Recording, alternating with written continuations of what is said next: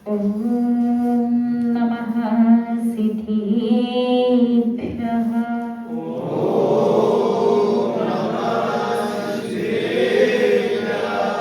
ॐ नमः सिद्धिभ्यः।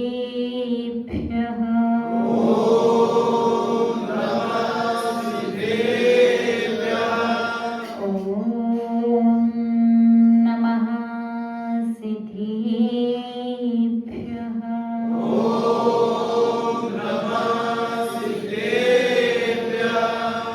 नमः श्रीवैद्यमानाय निर्धूतकलिलात्मने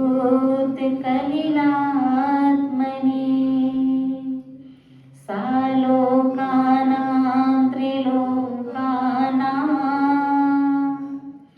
यद्विद्या दर्पणायते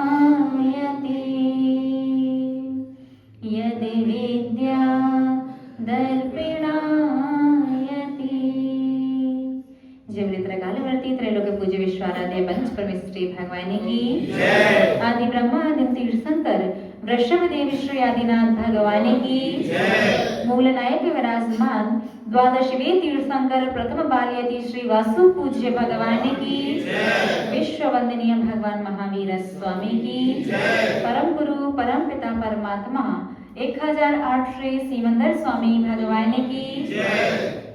परम पूज्य चारित्र चक्रवर्ती आचार्य भगवंत श्री शांति सागर जी मुनि महाराज की जय। आचार्य गुरुदेव श्री वसुनंदी जी मुनि महाराज की जय। परम श्रद्धेय परम पूजनीय मम शिक्षा दीक्षा गुरु गणियारिका श्री सौम्यनंदिनी माता जी की जय। अहिंसा प्रधान श्रीमद जैन धर्म की जय।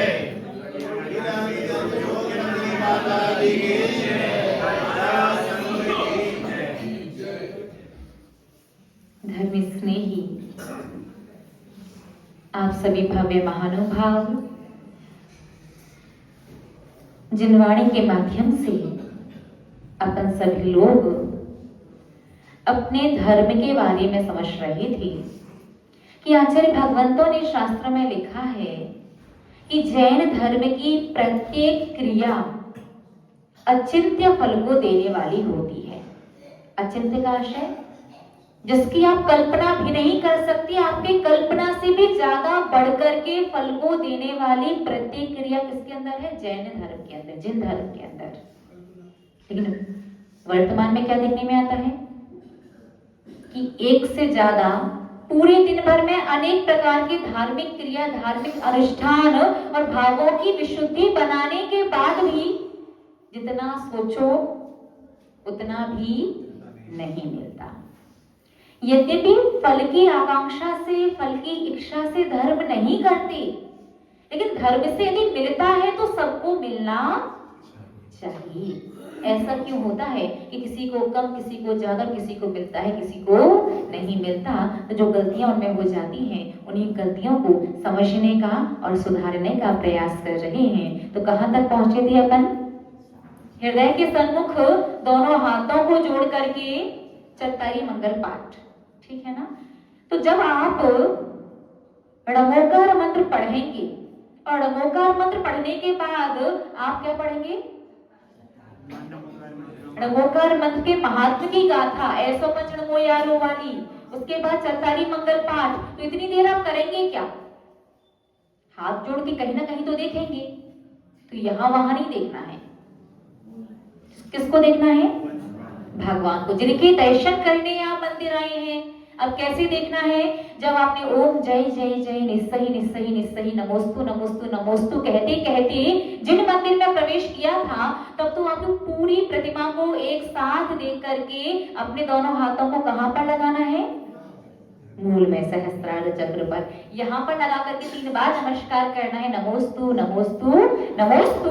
उसके बाद जब आप दोनों हाथों को हृदय के सन्मुख जोड़ करके जब नमोकार मंत्र से लेकर के चत्तारी मंगल पाठ तक पढ़ोगे, तब आप धीरे धीरे क्रमशः पूरी जिन प्रतिमा के दर्शन करेंगे। कैसे करेंगे? सबसे पहले भगवान के दोनों चरणों को देखोगे। चरण को देखने से क्या होता है? जो भी श्रावक अपनी गलत या बुरी आदतों को नहीं छोड़ पा रहा हो जानने के बाद भी, बहुत सी हैबिट होती है ना कि इतने वर्षों से वो करते आ रहे हैं, अब ऐसी आदत बन गई है कि बहुत प्रयास करने के बाद भी, बहुत बार नियम लेने के बाद भी, त्याग कर देने के बाद भी नियम वगैरह टूट जाते हैं। तो जो भी श्रावक अपनी किसी आदत को छोड़ना चाहते हैं, अपनी किसी हैबिट को सुधारना चाहते हैं, किसी गलती को सुधारना चाहते हैं, बहुत प्रयास करने पर भी नहीं सुधर रही हो, तो उसे बहुत ध्यान से पूरे दर्शन करने के बाद अलग से भी देव दर्शन करते समय नमोकार मंत्र जब पढ़ोगे तब तो चरणों को देखना ही है, क्योंकि भगवान के चरणों को देखने से मन के अंदर क्या आती है? दृढ़ता आती है। क्या आती है? दृढ़ता आती है, जिससे आप किस बड़ी से बड़ी, पुरानी से पुरानी किसी भी आदत को आसानी से चेंज कर सकते हो, छोड़ सकते हो। तो दर्शन करते समय तो सब सर्वप्रथम दोनों चरण युगलों को देखना ही है, लेकिन बाद में भी आपको लगे कि एक ने कुछ ज्यादा आदतें हैं और बहुत ज्यादा गहराई से हमने उन बैड हैबिट्स को पकड़ रखा है, वो नहीं छूट पा रही, कई बार नियम लिया, कई बार त्याग किया, तो पूरे देव दर्शन होने के बाद और घर जाने से पहले फिर अलग से भगवानों को कुछ second, 30 second, 35 second, 40, 45 second, 1 minute, जितनी देर आप बिना पलक झपकाए रह सको उतनी देर भगवान के दोनों चरण युगलों को देख करके फिर घर के लिए प्रस्थान करना। बात समझ में आ गई? तो भगवान के चरण युगलों का अवलोकन करने से आचरण की विशुद्धि प्राप्त होती है, नियम लेने का, धर्म करने का मन करता है। कई बार ऐसा होता है कि हैबिट बनी है तो धर्म करते जा रहे हैं, अंदर से संतुष्टि और खुशी महसूस नहीं होती। होता ना कभी कभी कि डेली जाना है, नहा करके 16 पहनना है, अभिषेक करना है, पूजन करना है, प्रवचन करना है, लेकिन आंतरिक संतुष्टि जो है, अंदर की खुशी जो है, कभी कभी महसूस नहीं होती। और व्यक्ति जो संसारी प्राणी है, वो जीवन में चाहे पैसे के माध्यम से, चाहे व्यापार के माध्यम से, चाहे विवाह के माध्यम से, चाहे बच्चों के माध्यम से, चाहे सुख सुविधा या संपत्ति के माध्यम से, सिर्फ एक ही चीज चाहता है, अंदर की खुशी, मानसिक शांति। बात समझ में आई? तो सर्वप्रथम चरण युगल के दर्शन, आचरण की विशुद्धि और बुरी आदत छूटने में आसानी। उसके बाद धीरे धीरे आप देखेंगे भगवान की नाभि।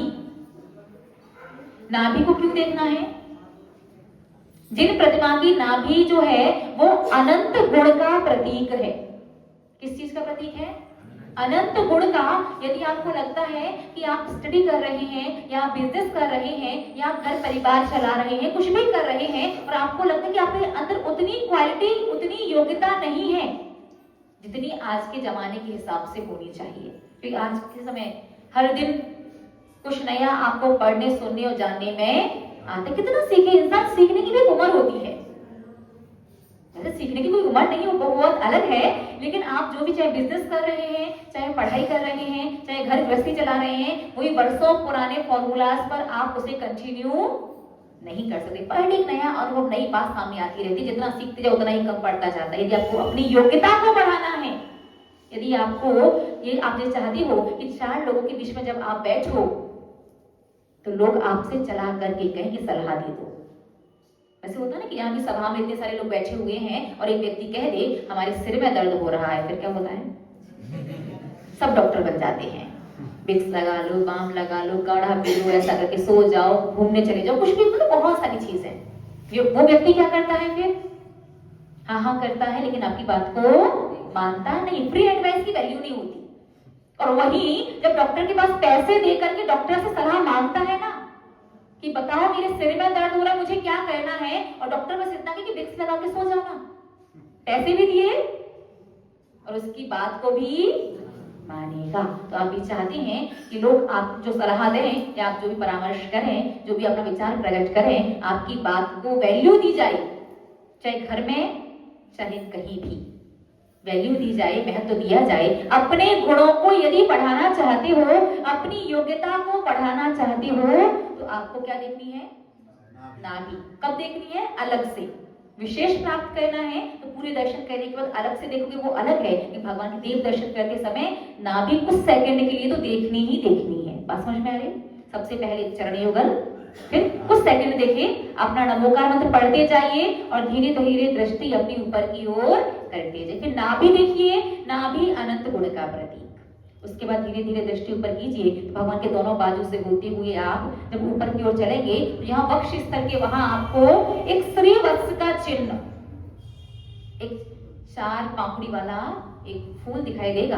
उसकी वो जो 4 पापड़ियां जो होती हैं वो इस बात का आप देखना, चाहे प्लस बना हो, चाहे ऐसे ऐसे तिरछे तिरछे करके कोई निशान बना हो या फिर ऐसे पापड़ी टाइप का डिजाइन बना हो, 4 ही होती है मुख्यतया, क्योंकि उसके पीछे लॉजिक है। और जैसे लॉजिक ना पता वो 8 10 12 कितने भी बनवा सकता है। इसके पीछे रीजन ये होता है कि भगवान 4 घातिया कर्म को नष्ट करके 4 अनंत चतुष्टय के धारी बन चुके हैं। उस श्रीवत्स का चिन्ह अनंत चतुष्टय का प्रतीक होता है। किस चीज का प्रतीक है? अनंत चतुष्टय और अनंत सुख का मुख्यतया। अनंत सुख यानी दवाई लेने के बाद भी आपको मेडिसिन सूट नहीं करती, आप मेडिसिन ले रहे हैं, बीमार हैं, तो देखो कर्म की वजह से बीमार हैं। यदि कर्म का उदय ना हो तो कोई भी बीमारी नहीं हो सकती, कोई भी परेशानी या तकलीफ नहीं हो सकती। तो दवाई वगैरह लेनी है, उपचार वगैरह करवाना वो एक बात है, ये साथ ही साथ में धर्म भी अच्छे से करते रहें। तो श्रीवत्स का चिन्ह अनंत सुख का भी प्रतीक है और अनंत चतुष्टय का भी प्रतीक है। आप अपने जीवन में जो कुछ भी कर रहे हैं, आप घर गृहस्थी चलाते हैं, ये संतुष्टिजनक घर गृहस्थी नहीं चल पा रही है। व्यापार करते हैं, अर्निंग बहुत अच्छी हो रही है, मतलब पैसा अच्छा आ रहा है, सेविंग्स अच्छी हो रही है, बचत भी अच्छा रहा है, खर्चे भी अच्छे हो रहे हैं, एक सेटिस्फेक्शन होता है ना, संतुष्टि कि सब बढ़िया है, वो नहीं, मतलब कुछ ना कुछ कमी रहती ही है, लगती ही रहती, नहीं भी होगी तो मन में लगता है अरे ये कम रह गया, अरे ऐसा और कर लेते, इतना और कर लेते, ऐसा और हो जाता। तो यदि जीवन में प्रत्येक चीज की संतुष्टिजनक आपको यदि कोई रिजल्ट चाहिए है तो आपको क्या देखना है? भगवान का श्रीवत्स का चिन्ह अनंत सुख का प्रतीक है। मेडिसिन जल्दी इफेक्टिव हो, जल्दी असर करे, असर तो करेगी अपने हिसाब से, पुण्य कर्म का उदय आएगा जल्दी कर लेगी, लेकिन पुण्य कर्म के उदय को आने का वेट नहीं कर सकते। ये जीवन बहुत ज्यादा लंबा चौड़ा नहीं मिला, बहुत छोटा सा मिला है, इसमें कितना सारा तो खाने में, पीने में, सोने में, यहाँ चुगली उगली सब कुछ कर देना, मतलब फंक्शंस वगैरह को अटेंड करने में, ट्रेवल्स वगैरह, सफर वगैरह करने में बहुत सारी चीजें, बहुत सारा समय व्यतीत हो जाता है। धर्म करने के लिए तो बहुत कम समय आपको मिल पाता है। देव दर्शन में तो श्रीवत्स के चिन्ह को देखना ही देखना है, लेकिन आपको यदि अपने जीवन में संतुष्टि चाहिए हो, हर कार्य की पूर्णता और उसका रिजल्ट बहुत परफेक्ट और बहुत अच्छे से चाहिए हो, तो देव दर्शन के बाद अलग से विशेष रूप से क्या देखना है फिर आपको? श्रीवत्स का चिन्ह बिल्कुल एक टक बिना पलक झपकाए, 30 35 40 सेकंड 45 सेकंड, जब तक पलक ना झपके तब तक, ठीक है। श्रीवत्स का चिन्ह देखने के बाद फिर धीरे धीरे आप कंफ्यूज तो नहीं हो रहे ना, तो 2 चीज साथ में लेके चल रहे हैं। एक तो उस चीज का महत्व, उसका फल बता रहे हैं कि देव दर्शन में देखना ही देखना है, और एक बता रहे हैं जब पूरे दर्शन होने के बाद अब घर जाना है आपको, तो पर्टिकुलर एक चीज देख के भी जा सकते हैं कि भगवान इससे रिलेटेड अशुभ कर्म का उदय चल रहा है, तो कुछ सेकंड वो चीज अब पलक बिना पलक झपकाए देखो, फिर घर चले जाइए। समझ में आ गया ना? कंफ्यूजन तो नहीं हो रहा, दोनों चीजें क्लियर हो रही है कि ऐसे देखने से इसका फल ये होता है। तो एक बार तो हमें देव दर्शन करते समय देखना ही देखना है, लेकिन और विशेष फल चाहिए, जल्दी चाहिए, थोड़ा एक्स्ट्रा ज्यादा चाहिए। पूरा देव दर्शन करने के बाद फिर अलग से उस चीज को देख करके भगवान को नमोस्तु करके घर जाना है, ठीक है। फिर श्रीवत्स का चिन्ह देखने के बाद धीरे धीरे भगवान के गला और गर्दन से होते हुए ऊपर आएंगे, फिर स्पाइन, बस इतना सा आपको देखना है। भगवान की मुस्कान देखनी है। भगवान की मुस्कान क्या करती है? भगवान की जो मुस्कान है उसे देखने से यश कीर्ति नाम कर्म का उदय शीघ्र आता है। आप देखो, वैसे तो आजकल ऐसा भी है कि जो व्यक्ति जो नहीं भी करता उसका भी श्रेय खुद ही लेना चाहता है, लेकिन चलो कम से कम जो नहीं किया उसका श्रेय तो वैसे भी लेना भी नहीं चाहिए, गलत है, लेकिन कम से कम जो किया है उसका श्रेय मुझे मिले, ऐसा आप चाहते कि नहीं चाहते? ईमानदारी सब चाहते हैं, ऐसा कोई नहीं चाहता, एक्स्ट्रा चाहता, थोड़ा और बड़ा चढ़ा के बोलो, 2-4 बातें और एक्स्ट्रा लगा दो, इसके चक्कर बहुत झूठ सच होता है। यदि जितना आपने किया है उस चीज का आप चाहते हैं कि श्रेय आपका लिया जाए, आपको थोड़ा सा 2 शब्द, जो भी आपके एल्डर्स लोग, जो आपके बड़े लोग जो हैं, वो थोड़ी सी आपकी प्रशंसा करें, तो सबको लगता है बच्चा बहुत बढ़ चढ़ के हर काम को कर सकता है, लेकिन तभी जब आप उसके किए गए कार्य की यदि प्रशंसनीय है तो थोड़ी सी प्रशंसा करें। यदि आप सबके लिए अच्छा कर दीजिए, बहुत कॉमन प्रॉब्लम है, तो आप घर घर में जाओ, व्यक्ति व्यक्ति से पूछो, यही कहेंगे हम तो बहुत दूध के धुले हैं, हम सबका अच्छा करते हैं, लोग हमारा ही अच्छा नहीं करते। हम वक्त पर सबके काम आते हैं और जब वक्त हमारा आता है तो हमें नहीं कोई काम आता। देखो ऐसा वैसे होता तो नहीं है, और शायद हो भी सकता है, आप कह रहे तो मान लेते हैं। ये आपको लगता है ना कि हम सबका अच्छा कर रहे हैं, फिर भी व्यक्ति जिसने कभी किसी का अच्छा नहीं किया, लोग उसकी तो प्रशंसा कर रहे हैं और पीठ पीछे हमारी बुराई हो रही है। जितना हम दूसरों के लिए करते हैं, अपने परिवारीजन के लिए करते हैं, अपने बच्चों के लिए करते हैं, अपने सास ससुर इन लॉज जो है उनके लिए करते हैं, उतना सब कुछ आपको यदि नहीं मिल रहा है तो आपको भगवान की क्या देखनी है बाद में? मुस्कान को देख करके चाहिए, तो निश्चित रूप से आपको उस तरह का परिणाम देखने में मिलेगा। ठीक है, तो दर्शन करते समय आप मुस्कान को देखिए भगवान की, उसके बाद फिर धीरे धीरे दृष्टि करके भगवान के नेत्रों को देखना है। सिर्फ नेत्र देखने से सबसे बड़ा फायदा होता है जिसकी आंखें कमजोर हैं या फिर जिसका काम स्क्रीनिंग टाइम ज्यादा है, मतलब मोबाइल लैपटॉप वाला काम जिसका बहुत ज्यादा है, जो टीवी मोबाइल लैपटॉप से रिलेटेड कोई काम करता है या फिर आईसाइट वीक है, पढ़ाई वगैरह कर रहा है, उनको विशेष रूप से भगवान के दोनों नेत्रों को बिना पलक झपकाए तो बहुत अच्छे से देखना चाहिए। इससे दृष्टि में भी सुधार होता है। अब बहुत ज्यादा वीक है, सबसे बड़ा फायदा ये होगा आगे और ज्यादा गिरावट नहीं आएगी। सबसे पहले तो स्टॉप लगेगा, ये पूर्व का कर्म का होता है, एकदम से ठीक तो नहीं होगी। सबसे पहले क्या होगा, अब और ज्यादा आईसाइट वीक नहीं होगी। दूसरा फायदा ये होगा कि भले ही नंबर आपका वही रहे, टेस्ट में नंबर वही आए, लेकिन आपका विजन पहले से बेटर हो जाएगा। अब आपको दिखना पहले से ठीक रहेगा, आगे बिगड़ेगी हालत और ज्यादा नहीं। और पढ़ने वगैरह में मोबाइल वगैरह लैपटॉप वगैरह, इसका मतलब ये नहीं है कि आके भगवान के नेत्रों को अच्छे से देखो और जाके घंटों मोबाइल चलाओ। ऐसा नहीं, जानबूझ करके गलत नहीं आपको समझना है।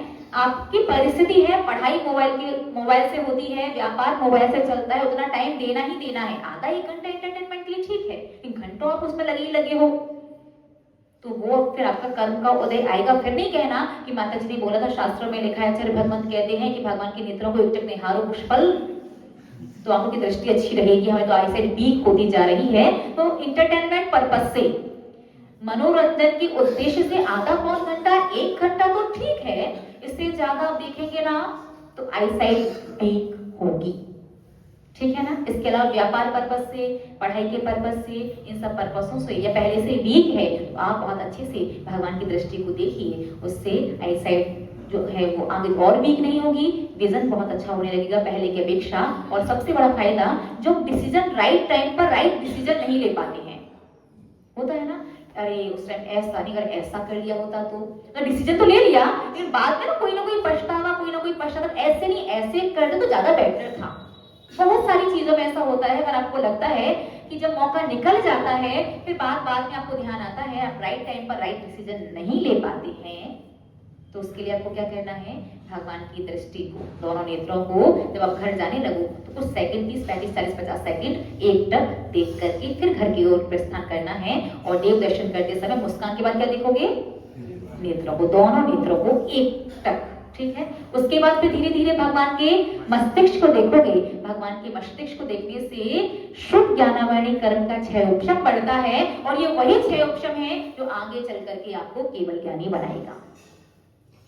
केवल ज्ञान कैसे प्राप्त होगा, केवल ज्ञानावरणी कर्म के 6 उपशम से तो होगा ही होगा, लेकिन साथ में शुद्ध ज्ञानावरणी कर्म का 6 उपशम पहले, जब वो तीव्र होगा, वो अच्छा होगा, तभी आप बाद में आगे चल करके केवल ज्ञानी बन पाएंगे। आप यदि एफर्ट्स के अकॉर्डिंग, प्रयास करने के अकॉर्डिंग यदि आपको सफलता नहीं मिल रही है, मतलब जितना आप दे रहे हैं, कर रहे हैं, रिजल्ट उतना % नहीं आ रहा है, तो आपको एकटक अच्छे से भगवान के मस्तिष्क को देखना चाहिए। और उसके बाद फिर मस्तिष्क देखने के बाद आप देखेंगे भगवान का मुखमंडल, पूरा मुखमंडल संपूर्णता का प्रतीक है। थोड़ा स्वास्थ्य भी ठीक नहीं है, थोड़ी सी मानसिक विकल्प भी ज्यादा है, थोड़ी सी ख्याति नाम प्रभावना भी चाहिए है, थोड़ा सा बिजनेस भी अच्छा चलना चाहिए, थोड़ी पढ़ाई भी अच्छी रहे, थोड़ी आंखें भी ठीक रहे, ये सब कुछ आपको चाहिए सामूहिक रूप से, थोड़ा सारी चीजें। तो आपको भगवान का क्या देखना है, मुखमंडल देखना है एकटक। और उसके बाद फिर पूरी प्रतिमा को देख कहेंगे। इस प्रकार से जब आप नमोकार मंत्र पढ़ रहे हैं, चरतारी मंगल पाठ पढ़ रहे हैं, चरण, फिर नाभि, वक्षस्थल, मुस्कान, दोनों नेत्र, मस्तिष्क, मुखमंडल और पूरी प्रतिमा। और इतना पढ़ते ही आपका चत्तारी मंगल पाठ इतना करते ही पूरा हो जाएगा। समझ में आ गया ना? आपको बैलेंस बना कर रखना है, ऐसा नहीं कि आप नीचे तक वक्ष स्थल तक अटके रह गए और चत्तारी मंगल पाठ पूरा हो गया।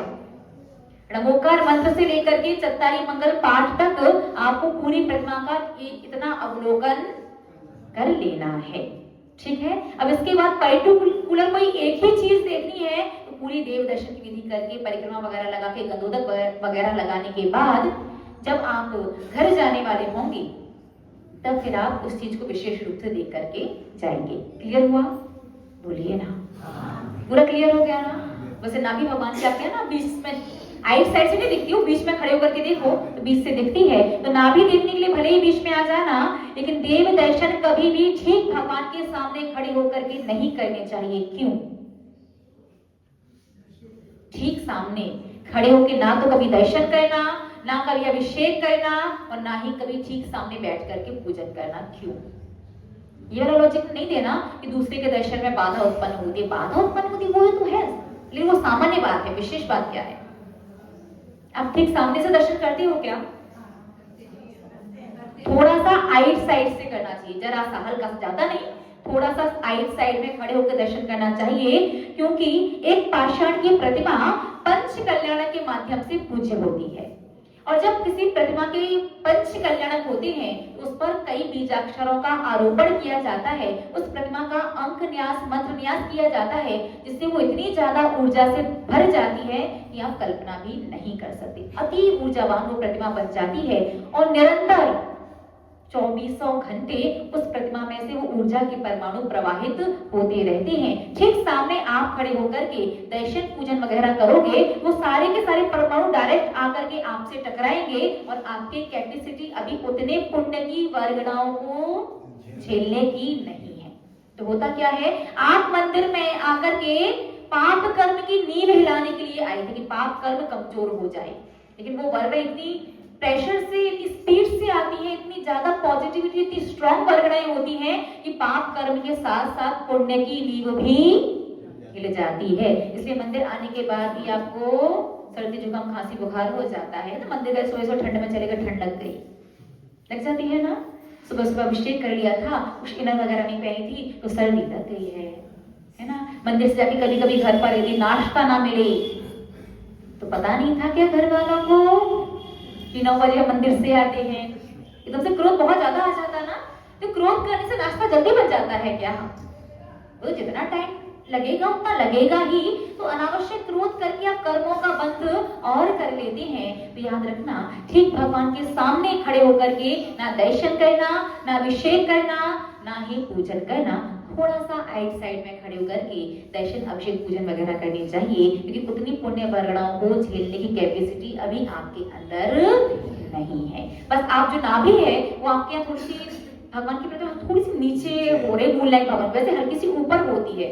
मोस्टली यही देखने में आता है कि दोनों हाथों के हल्का सा ऊपर होती है, इसमें थोड़ी सी नीचे की तरफ आ रही है। तो नाभि देखने के लिए आपको बीच में ही आना पड़ेगा। तो नाभि देखने के लिए बीच में आ जाना, फिर नाभि देख करके पुनः आइट साइड में हो जाना। बस समझ में आ गई? ठीक सामने से दर्शन नहीं करने हैं। तो आप चत्तारी मंगल पाठ पढ़ने के बाद चढ़ाएंगे द्रव्य। तो द्रव्य के विषय में एक प्रश्न हमने आपको दिया था कि डेली द्रव्य लेकर के मंदिर क्यों आना चाहिए। आचार्य भगवंतों ने एक बहुत बड़ी बात इस विषय में लिखी है। आचार्य भगवंत कहते हैं कि 24 घंटे में संसारी प्राणी सबसे ज्यादा खाने से संबंधित पाप कर्म का बंध करता है। किससे संबंधित? खाने से। दिन भर खाता, रात भर खाता है, भक्ष्य खाता है, अभक्ष्य खाता है, और रात्रि में यदि किसी का अन्न का त्याग है तो वो व्यक्ति अन्य वस्तुएं खाता है। और गलती से एक टाइम भूखे रह गए या आपका पसंद का कुछ बना नहीं तो स्वप्न में भी होता ना, कहीं किसी का एकाशन वगैरह स्वप्न में उसे ये दिखा था रात में कि कल क्या क्या बनेगा, क्या क्या मिलेगा, कई बार होता ना।